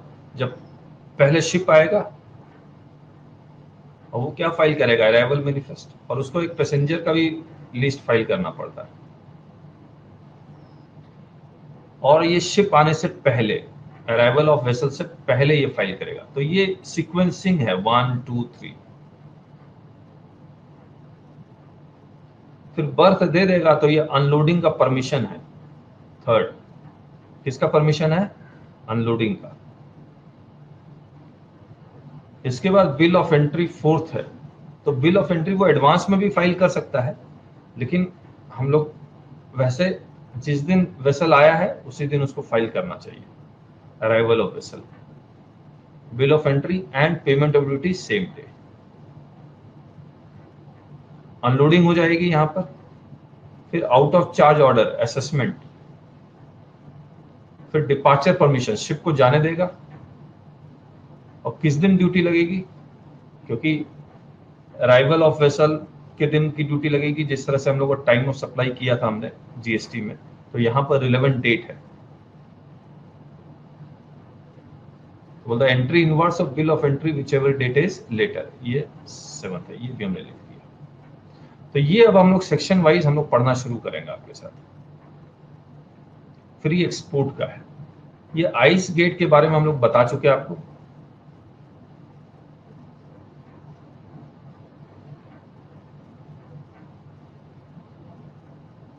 करेक्ट है, आईसी रजिस्ट्रेशन ये सब। और इसमें हमने बता दिया कि ये जो ऑटो रजिस्ट्रेशन कैटेगरी है, विदाउट डिजिटल सिग्नेचर आप एक्सपोर्ट इंपोर्ट नहीं कर सकते। करेक्ट है। इसके बाद कुछ कुछ डेफिनेशन करेंगे। अब ये ध्यान रखिएगा, जब भी कन्वेंस वर्ड लिखा हुआ है तो इसका मतलब वो वेसल, एयरक्राफ्ट और व्हीकल तीनों के बारे में बात कर रहा है। सही बात। जब वो कस्टम स्टेशन के बारे में लिखता है तो कस्टम स्टेशन लिख रहा है तो कस्टम्स पोर्ट यानी कि sea port, airport, international courier terminal, foreign post office and land custom station. ठीक है। और कस्टम्स एरिया क्या हो गया? अब कस्टम पोर्ट तो बहुत बड़ा होगा, उसका कुछ एरिया में जहां पर वो area of custom station warehouse include any area जहां पर इंपोर्टेड गुड्स और exported goods are ordinary kept before clearance by the customs authorities, this is the customs area. Entry का मतलब क्या होता है? Bill of entry and shipping bill file करने को हम लोग एंट्री बोलते हैं। तो कई जगह वो शिपिंग बिल नहीं लिख रहे होंगे या बिल ऑफ एंट्री नहीं लिख रहे होंगे, सिंपली वर्ड लिख रहे होंगे एंट्री। तो आपको ये समझ जाना है कि वो बिल ऑफ एंट्री के बारे में बात कर रहा है, शिपिंग बिल। अगर वो इंपोर्ट के बारे में बात कर रहा है तो बिल ऑफ एंट्री, एक्सपोर्ट के बारे में बात कर रहा है तो शिपिंग बिल। अगर लैंड से आ रहा है तो बिल ऑफ एक्सपोर्ट कहते हैं उसको। करेक्ट है? एक्सपोर्ट का मतलब इंपोर्टेड गुड्स का मतलब। अब देखिए एक्सपोर्ट गुड्स और इंपोर्टेड में पास्ट टेंस में लिखा हुआ क्योंकि गुड्स आ चुके हैं, एक्सपोर्ट में जाने वाला है इसीलिए प्रेजेंट में। करेक्ट है?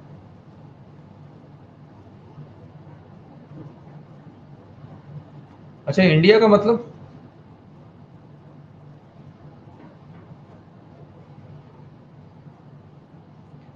12 नॉटिकल माइल इंडिया है और यहां से 200 नॉटिकल माइल भी इंडिया है। सही बात। दूसरा एक और होता था 24 नॉटिकल माइल, ये अब डिलीट कर दिया गया ये कॉन्सेप्ट को, जिसको हम लोग इंडियन कस्टम वाटर बोलते थे। तो 24 नॉटिकल माइल के कॉन्सेप्ट को डिलीट करके वो ये कहते हैं कि Indian custom water 200 nautical mile तक है।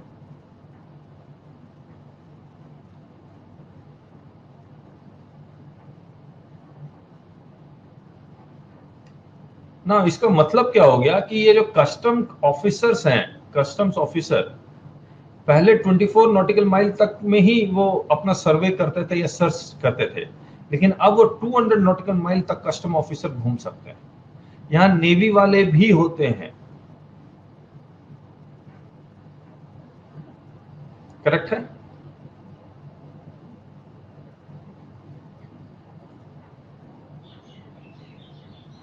तो India includes Indian territorial waters of India and Indian custom water means exclusive economic zone तक 200 नॉटिकल माइल।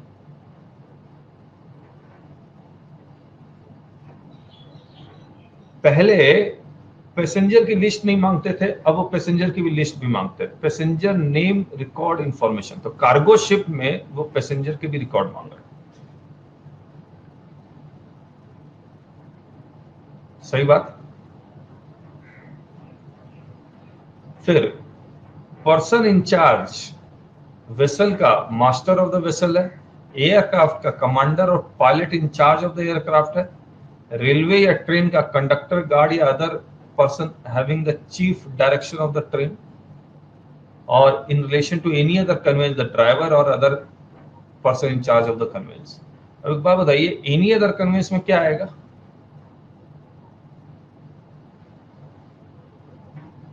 ये तो लैंड से जाएगा। एनी अदर कन्वेंस में क्या आएगा? ट्रक आएगा और जल्दी बताइए, और एनिमल्स।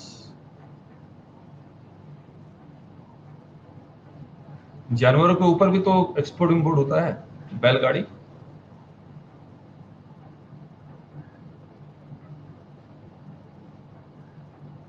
ठीक है, तो ये हमने पहले 2 पेज में आपको एक बार बता दिए और मैं इसको आपको दे भी दूंगा, लिंक शेयर कर दूंगा, डाउनलोड कर लीजिएगा। अब हम लोग शुरू कर रहे हैं। देखिए अराइवल ऑफ द वेसल, पहले वेसल आएगा तब तो कहानी शुरू होगी।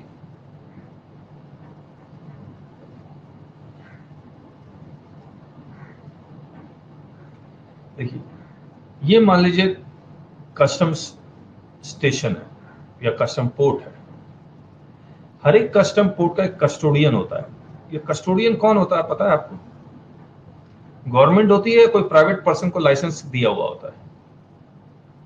जैसा अभी हमने पढ़ा था JL Jawaharlal Nehru port trust, तो ट्रस्ट को बनाया हुआ था कस्टोडियन। अब जैसे दिल्ली तुगलकाबाद है, इसका कस्टोडियन कॉनकॉर है, प्राइवेट पर्सन है। इंटरनेशनल कोरियर टर्मिनल जो दिल्ली वाला है उसका कस्टोडियन 4-5 लोग हैं, जिसमें एक फेडेक्स भी है। तो कस्टोडियन पूरा डिटेल्स रखता है, कितने गुड्स अनलोड हुए, कितने गुड्स लोडिंग हुए, अकाउंट्स, ये सब कस्टोडियन का काम है। ओके, क्या एक्सपीरियंस रहा फेडेक्स में जिनेश जी?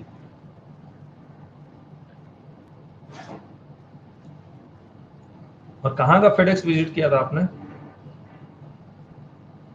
अच्छा, courier demonetise notes from US से, कहाँ का था? अच्छा, दिल्ली एयरपोर्ट में। चलिए आगे करते हैं। तो इज द कस्टोडियन।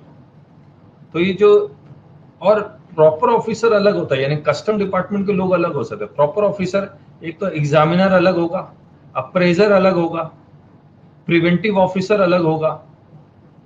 मैं लिख दूं, examiner, appraisal, preventive officer.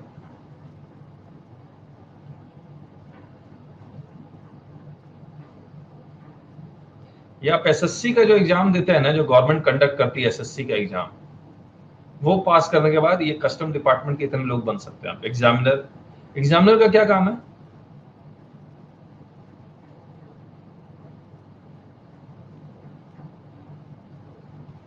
Goods को चेक करना। अप्रेजर डॉक्यूमेंट्स चेक करता है। प्रिवेंटिव ऑफिसर लोडिंग अनलोडिंग ये सब ठीक से हो रहा है या नहीं हो रहा है, ये सब चेक करता है।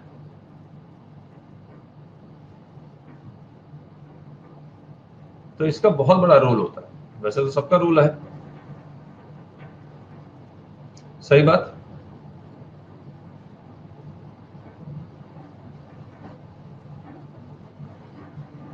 तो ये ऑफिसर्स के नाम याद रखिएगा, मतलब पोस्ट और कस्टोडियन। अगर यहां से कोई लोड अनलोड है, यहां से गुड्स कोई गायब हुआ है, तो किसकी जिम्मेदारी बनेगी? किसकी जिम्मेदारी बनेगी? कस्टोडियन की जिम्मेदारी। प्रिवेंटिव ऑफिसर ने तो ठीक से कर दिया, फिर जिम्मेदारी कस्टोडियन की बनती है, और custodian will be liable to pay the duty.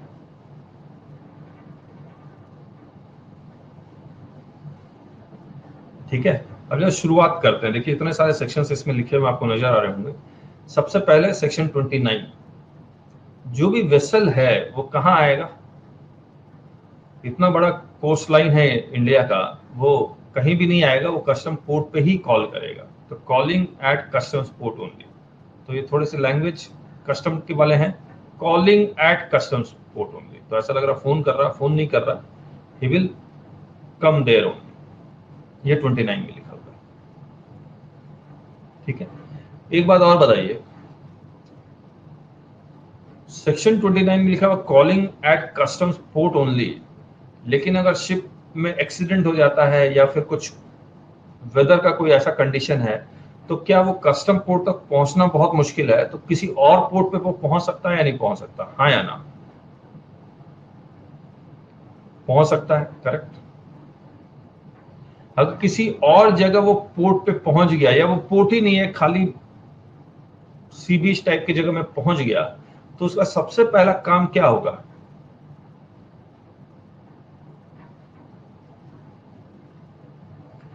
Custom department को बताएगा या नियरेस्ट पुलिस ऑफिसर को बताएगा? सही बात। अब जब वो वहां पहुंच ही गया है, तो वो क्या करेगा? गुड्स को अनलोडिंग शुरू कर देगा या नहीं कर देगा? बिल्कुल नहीं करेगा, गुड्स की अनलोडिंग नहीं करेगा। वहां पहुंच गया, बस ठीक है, वहीं पर रहो। अच्छा चलो, गुड्स की अनलोडिंग नहीं करेगा, लेकिन वहां पर जो क्रू है, पैसेंजर्स हैं, वो शिप से नीचे उतर सकते हैं या नहीं नीचे उतर सकते हैं? या शिप से नीचे उतर के उस प्रिसिंस से बाहर जाके कहीं टाउन में जा सकते हैं या नहीं जा सकते? नहीं जा सकते, वहीं रहना पड़ेगा। लेकिन अगर कहीं एक्सीडेंट हो गया, आग लगी हुई है, तब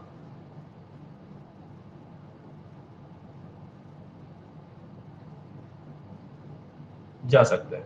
मान लीजिए शिप में आग लग गई, आग लग जाती है, तो क्या गुड्स को नीचे उतारेंगे? वो नहीं उतारेंगे, गुड्स को नहीं उतारना है। गुड्स वहीं का वहीं पड़ा रहेगा, भले आग लग जाए, एक्सीडेंट हो जाए। खुद को बचा लो, गुड्स को बचाने की जरूरत नहीं है। सही बात। तो ये सारी कहानी सेक्शन 29 में लिखी हुई है। एक बार पढ़े सेक्शन 29।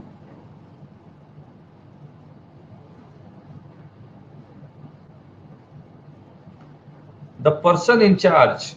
अब बताइए मुझे, जब आप पढ़ते हैं पर्सन इंचार्ज, इसका मतलब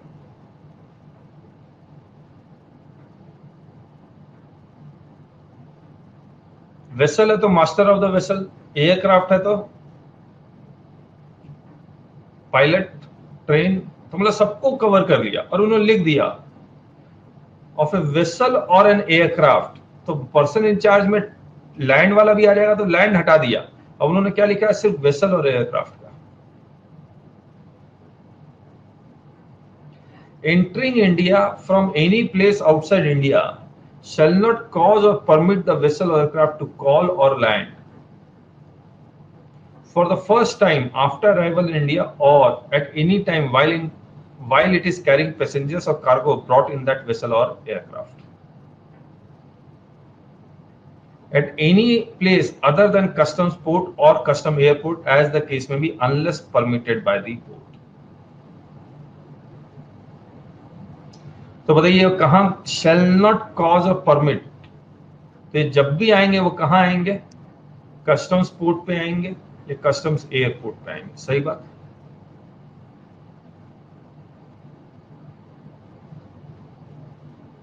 लेकिन the provisions of section 29 subsection 1 shall not apply in relation to any vessel or aircraft which is compelled by accident, stress of weather or other unavoidable cause to call or land at a place other than customs port or custom airport, but the person in charge of any such vessel or aircraft shall immediately report the arrival of the vessel to the nearest custom officer or police station.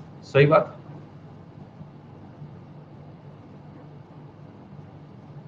और वो उससे मांग लेंगे एक log book.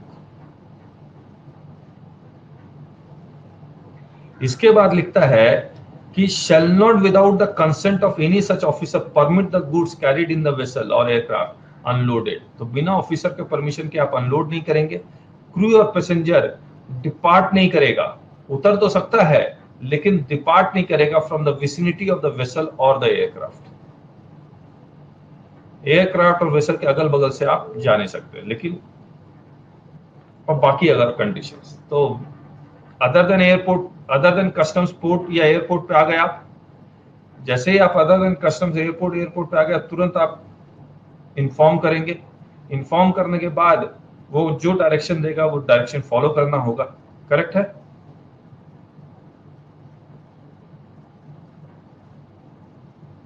And no passenger or member of the crew shall without the consent of any such leave the immediate vicinity of the vessel or the aircraft. तो अगर आपको जाना है कहीं तो आप परमिशन लेके जा सकते हैं।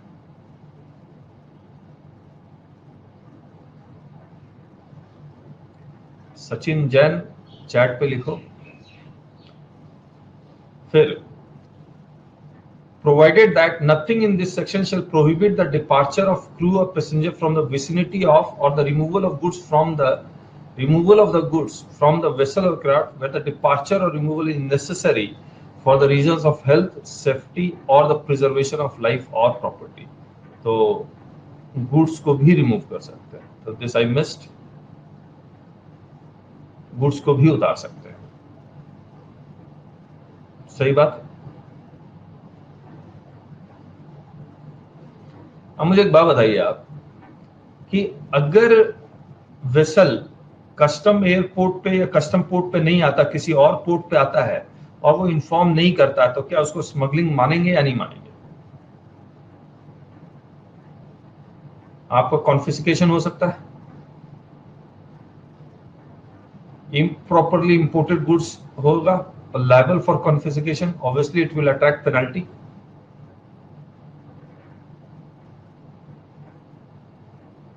कोफोपोसा क्या है सुधीर, ये कोफोपोसा? अच्छा, कंजर्वेशन और प्रिवेंशन ऑफ स्मगलिंग एक्ट। तो इसमें क्या लिखा हुआ है ये, मतलब कस्टम्स एक्ट में अगर इम्प्रॉपर इंपोर्ट हो गया तो क्या कोफोपोसा लग जाता है या कस्टम्स एक्ट के ही सेक्शंस लगेंगे? कस्टम कोफोपोसा दोनों लगेगा। तो कोफोपोसा में क्या ज्यादा पेनल्टी है, ज्यादा इम्प्रिजनमेंट है? अच्छा एक बात बताइए, अगर ये सिर्फ वेसल और एयरक्राफ्ट के बारे में लिख रहा है, क्या लैंड कस्टम स्टेशन में जो व्हीकल है वो किसी और रूट से आ सकता है या लैंड कस्टम स्टेशन के थ्रू ही आना पड़ेगा? लैंड कस्टम स्टेशन के थ्रू ही आना पड़ेगा। ऐसे भी लैंड, जितने भी इंडिया में लैंड कस्टम स्टेशन है वो सब बैरिकेडेड हैं, तो वो कहीं और से आ भी नहीं सकता है, और कहीं और से आया तो ऑब्वियसली उनके साथ क्या होता है आपको पता ही है, तो आर्मी का एरिया आ जाता है बेसिकली। अब आइए सेक्शन 30, मोस्ट इंपॉर्टेंट, आज इसको कंप्लीट करना है। सेक्शन 30 ये कहता है कि वेसल के आने से पहले, एयरक्राफ्ट के आने से पहले, वेसल और एयरक्राफ्ट के आने से पहले, that vessel and aircraft should file arrival manifest. इसको पहले हम लोग नाम देते थे इंपोर्ट जनरल मैनिफेस्ट, अब they have changed everything and they are naming that as arrival manifest, जिसको हम लोग इंपोर्ट मैनिफेस्ट भी बोलेंगे। Before arrival of the vessel, before arrival of the vessel, और इलेक्ट्रॉनिकली ही होगा सेक्शन 30 में। सही बात? 3 डेज का कॉन्सेप्ट नहीं है, मैं अभी बता रहा हूं, आपको चेंज हो गया।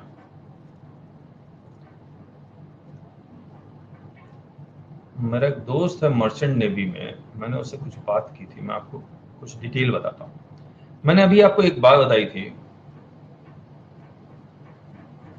यूएसए से डायरेक्ट इंडिया आ रहा है, 10 दिन की जर्नी है। यहां पर वो डिपार्चर मैनिफेस्ट फाइल करेगा, यही डिपार्चर मैनिफेस्ट अराइवल मैनिफेस्ट बन जाएगा, हाँ या ना?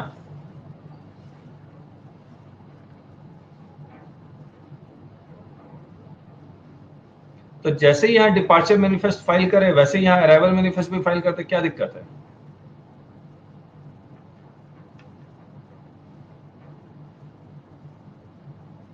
करेक्ट है? तो अभी हम लोग पढ़ेंगे ऐसा।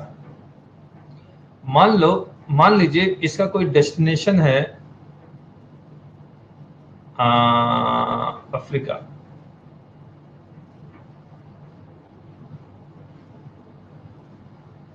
तो जैसे, और अफ्रीका में कुछ वो गुड्स कुछ और कुछ अनलोड करेगा और कुछ लोडिंग लेगा, और जो डिपार्चर मैनिफेस्ट यहाँ फाइल किया था वही अराइवल मैनिफेस्ट यहाँ फाइल कर दिया, करेक्ट? अब वो अफ्रीका होते हुए आ रहा है, अब ये अराइवल मैनिफेस्ट को अमेंड करेगा या नहीं करेगा, हाँ या ना? करना पड़ेगा। अब अराइवल में, अब इसका मतलब प्रॉपर ऑफिसर के पास अराइवल मैनिफेस्ट आ चुका,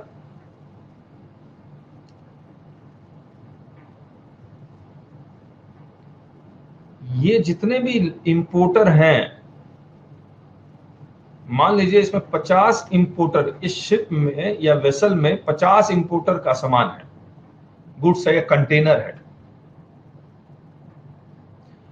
इन सभी इंपोर्टर को पता है कि उसे बिल ऑफ एंट्री फाइल करनी है। प्रॉपर ऑफिसर के पास अराइवल मैनिफेस्ट आ चुका है, ये बिल ऑफ एंट्री ये लोग फाइल कर देंगे। सही बात? कम से कम डॉक्यूमेंट्स की मैचिंग हो जाएगी, जो बचा रहेगा एग्जामिनेशन रहेगा। और आज भी मैं बता दूं, मैंने 2019 का जो रिपोर्ट पढ़ा था कि they are taking around 120 to 180 hours to clear the goods. कितने दिन हो गए? 5-6 दिन लग रहे हैं। इंस्पाइट की ये सारा कुछ ऑटोमेटिक हो चुका है। 6 दिन 24/7 काम कर रहा है कस्टम डिपार्टमेंट। बहुत सारे कस्टम स्टेशन।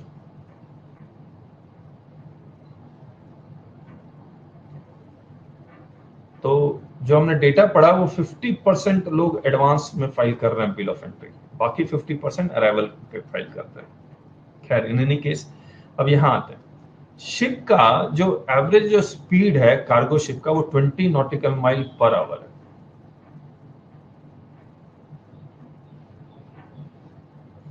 अगर ये शिप 200 नॉटिकल माइल के आसपास यहां खड़ी हुई है तो इसको बर्थ पे आने में कितना टाइम लगेगा? नहीं नहीं नहीं नहीं, 20 नॉटिकल माइल स्पीड है, एक दिन, 1 डे।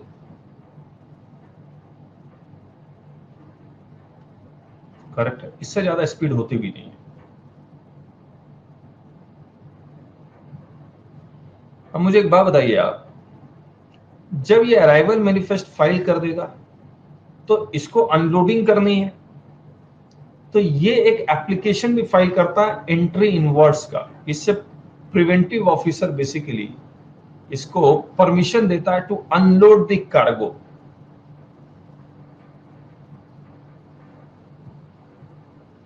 करेक्ट है? अब मुझे एक बार फिर से बता दीजिए आप, यूएसए से शिप चला, जो डिपार्चर मैनिफेस्ट उसने यूएसए वाले को दिया होगा वही अराइवल मैनिफेस्ट किसको देगा? वो इंडिया में आइस गेट के थ्रू। और अगर कुछ लोडिंग अनलोडिंग करनी है तो डिपार्चर मैनिफेस्ट ही फाइल कर दे, उसके बाद वो अमेंड कर सकता है, कोई दिक्कत नहीं है। और इधर वो एक एप्लीकेशन फाइल कर देगा एंट्री इनवर्ड्स का, permission to unload the cargo. सही बात? देखिए, डिलीवरी ऑफ अराइवल मैनिफेस्ट और इंपोर्ट मैनिफेस्ट और इंपोर्ट रिपोर्ट। इंपोर्ट रिपोर्ट कब यूज करेंगे? लैंड कस्टम स्टेशन के लिए। और अराइवल मैनिफेस्ट और इंपोर्ट मैनिफेस्ट कब यूज करेंगे? कस्टम्स पोर्ट या कस्टम्स एयरपोर्ट के लिए। सही बात? ये अराइवल मैनिफेस्ट और इंपोर्ट मैनिफेस्ट फाइल करने की जिम्मेदारी किसकी है? इंपोर्टर नहीं, इंपोर्टर नहीं, अरे इंपोर्टर यूएसए में थोड़ी बैठा हुआ है, शिपिंग लाइन की है। यस, शिपिंग लाइन की है, जिसको हम लोग बोलेंगे ऑथराइज्ड कैरियर। यहाँ वर्ड यूज आएगा authorized carrier, sea carrier, train operator, custodian, registered under section 3 and postal authority.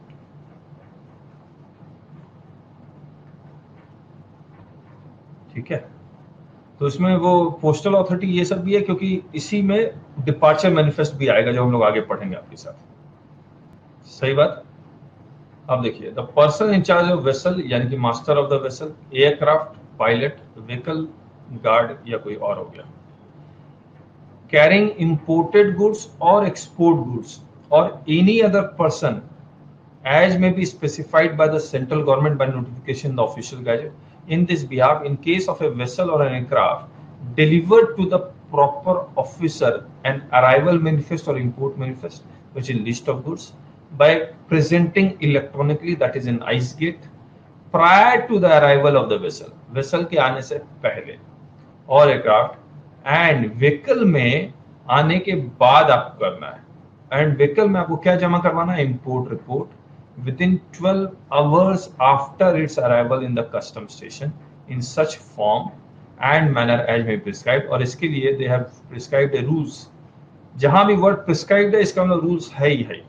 See cargo manifest and transshipment regulations 2018, and if the arrival manifest or import manifest or import report or any part thereof is not delivered to the importer within the time specified in this subsection, and if the proper officer is satisfied there was no sufficient cause for such delay, the person in charge or any other person referred to in this subsection who caused such delay shall be liable to a penalty not exceeding 50,000।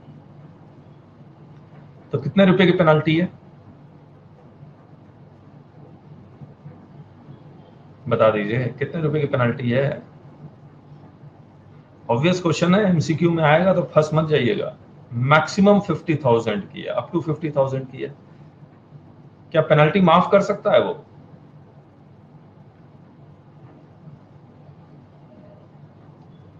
Rajesh ji Singh yes, बाकी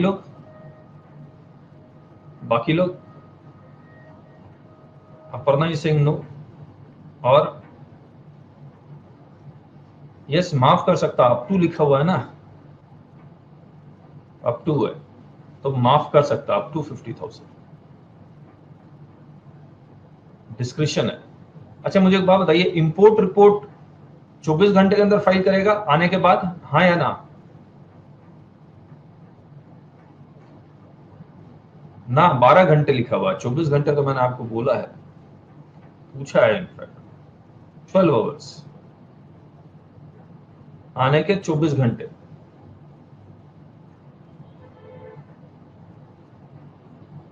correct है। अब इन्होंने नहीं लिखा रात में आया तब 24 घंटे, तो सुबह सुबह हो जाएगा क्या, रात भर में करेगा या ऑफिस जब खुलेगा तब करेगा? तो ये सब भी तो कहानी है। तो पेनाल्टी जरूरी नहीं है, मान लो 13वें घंटे में फाइल कर रहा है, ला लो 50,000 रुपया दे दो, ऐसा थोड़ी करेगा।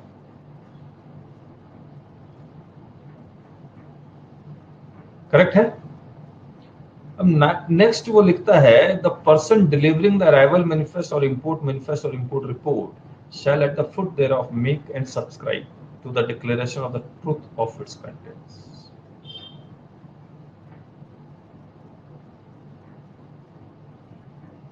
जब आप कुरियर वाले को किताबें कुरियर करने देते हैं, डॉक्यूमेंट्स कुरियर करने देते हैं, तो आपसे पूछता है ना कभी ये क्या है इसमें, वो भी बेचारा चेक करता रहता है क्या है इसमें, कहीं कुछ और तो नहीं है।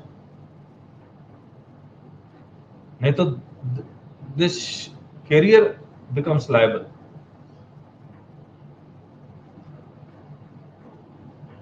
If the proper officer is satisfied that the arrival manifest or import report is in any way incorrect, incomplete, and there was no fraudulent intention, he may permit it to be amended or supplemented.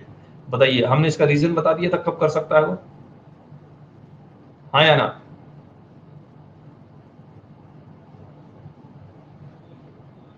कहीं और से होके आ रहा है तो वो कर देगा, उसमें फ्रॉडुलेंट इंटेंशन तो होगी नहीं।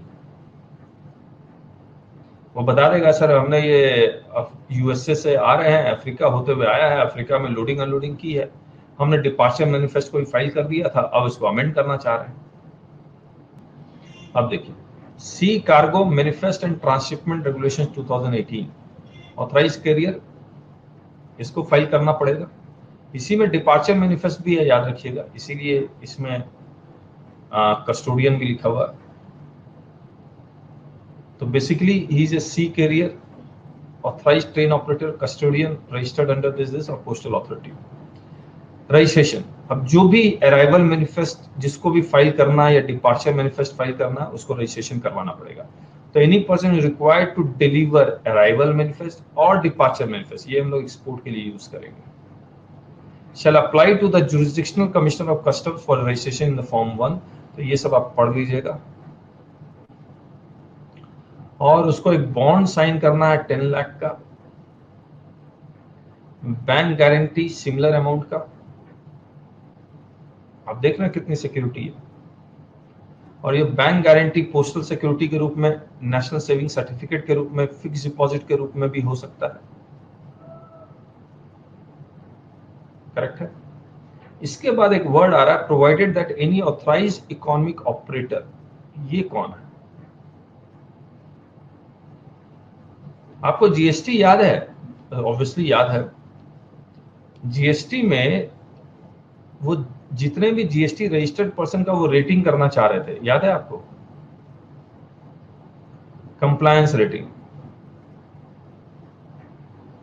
उसी तरह से ये हर एक इंपोर्टर और एक्सपोर्टर की कंप्लायंस रेटिंग करते हैं कि किसने, या कस्टोडियन की या फिर ऑथराइज कैरियर की, इनकी सबकी कंप्लायंस रेटिंग करते हैं। और कंप्लायंस रेटिंग करने के बाद इनको टायर 1 टायर 2 ये सब में डाल देते हैं कि bill of entry timely file कर रहा है या नहीं कर रहा है, इंपोर्ट ड्यूटी टाइमली दे रहा है या नहीं दे रहा है। तो इन सब की कंप्लायंस रेटिंग करने के बाद इनको ऑथराइज्ड इकोनॉमिक ऑपरेटर कहते हैं, और इसके लिए अप्लाई करना पड़ता है। और अगर आप ऑथराइज्ड इकोनॉमिक ऑपरेटर बन जाते हैं तो आपका जो इंपोर्ट गुड्स का क्लियरेंस है वो जल्दी होता है, एग्जामिनेशन नहीं होता गुड्स का, क्योंकि पता है आप सही बोल रहे हैं। तो ये सब फायदे हैं, आप भागेंगे नहीं, आपके ऊपर विश्वास ज्यादा किया जा सकता है। कहने का मतलब हर एक इंपोर्टर एक्सपोर्टर पर विश्वास करता है, लेकिन इनके ऊपर ज्यादा विश्वास करेंगे। तो provided that any authorized economic operator shall not be required to furnish a bank guarantee for an amount of 10 lakh. इन बाकी अगर कोई कैरियर है तो उसको बैंक गारंटी देना होगा। करेक्ट है।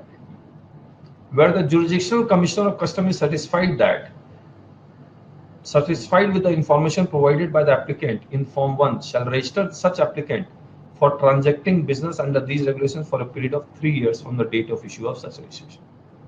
तो 3 साल के लिए आप रजिस्टर्ड हो गए, उसके बाद आपका एक्सटेंशन हो सकता है। एक्सटेंशन कितने साल के लिए होगा? 5 साल के लिए, लेकिन ऑथराइज इकोनॉमिक ऑपरेटर होगा तो उसका एक्सटेंशन 10 साल के लिए होगा। Bank issue guarantee in favour of customs on auto renewal basis. Okay, अब इसके रूल 4 में आते हैं, कंटेंट ऑफ अराइवल मैनिफेस्ट। अब देखिए मैं जो कह रहा था कि एक तो एंट्री इनवर्ड्स यानी कि permission to unload cargo application देगा, फिर कोई जनरल डिक्लेरेशन है, शिपिंग लाइन नंबर वगैरह वगैरह कुछ कुछ पूछेगा, स्टोर्स की लिस्ट देगा यानी कि वेसल में यूज होने वाले सामान की लिस्ट देगा, private property of masters and crew कपड़े लत्ते की लिस्ट देगा, कार्गो डिक्लेरेशन देगा। करेक्ट है? Yes, Sudhir, you can. The general declaration and cargo declaration. General declaration and cargo declaration shall be delivered before the departure of the vessel from the last port of call, and rest of the arrival manifest shall be delivered before the arrival of the vessel। तो मैं क्या कह रहा था, जो departure vessel है, जो departure manifest है वही अराइवल मैनिफेस्ट हो जाएगा। वहां से चलने से पहले ही आपको अराइवल मैनिफेस्ट देना होगा। सही बात?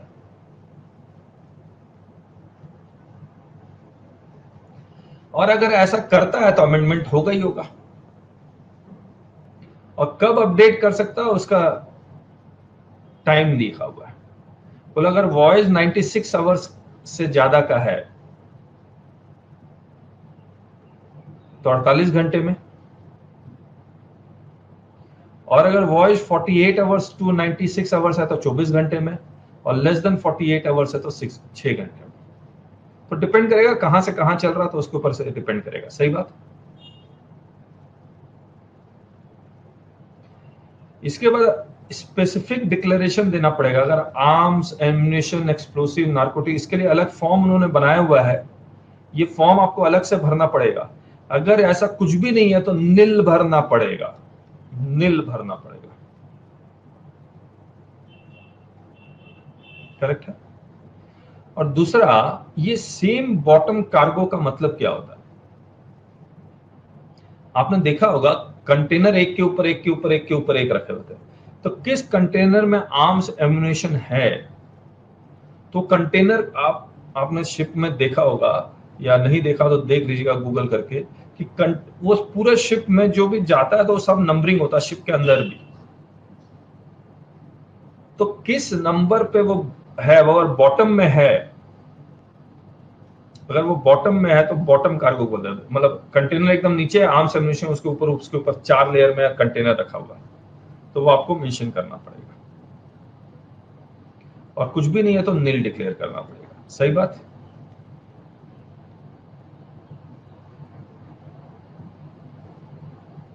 फिर अमेंडमेंट का मैंने बता ही दिया।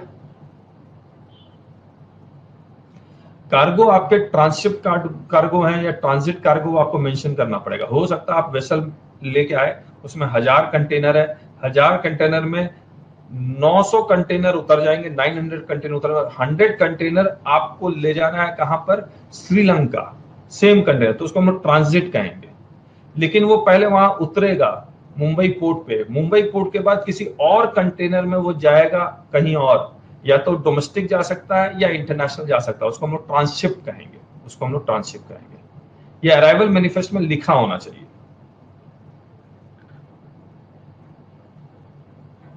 सही बात?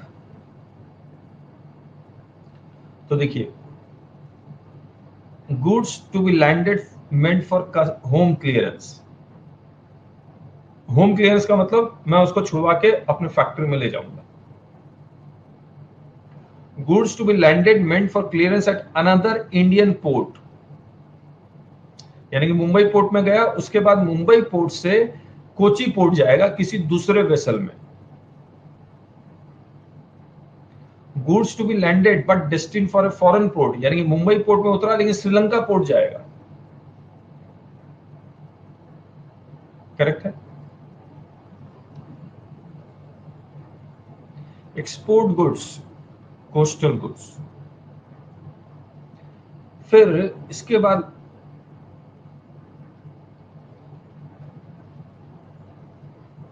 ऑन बोर्ड कौन से गुड्स उतरेंगे? नहीं, ट्रांजिट गुड्स नहीं उतरेंगे, फॉरेन ट्रांजिट गुड्स नहीं उतरेंगे। करेक्ट है।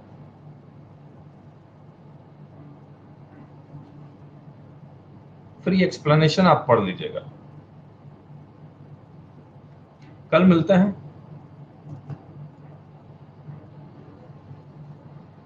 मैं लिंक शेयर कर दूंगा आपसे।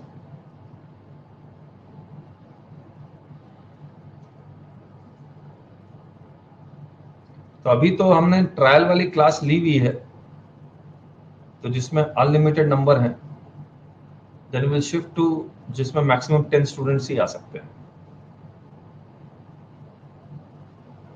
WhatsApp link on WhatsApp. ठीक है। So thank you so much.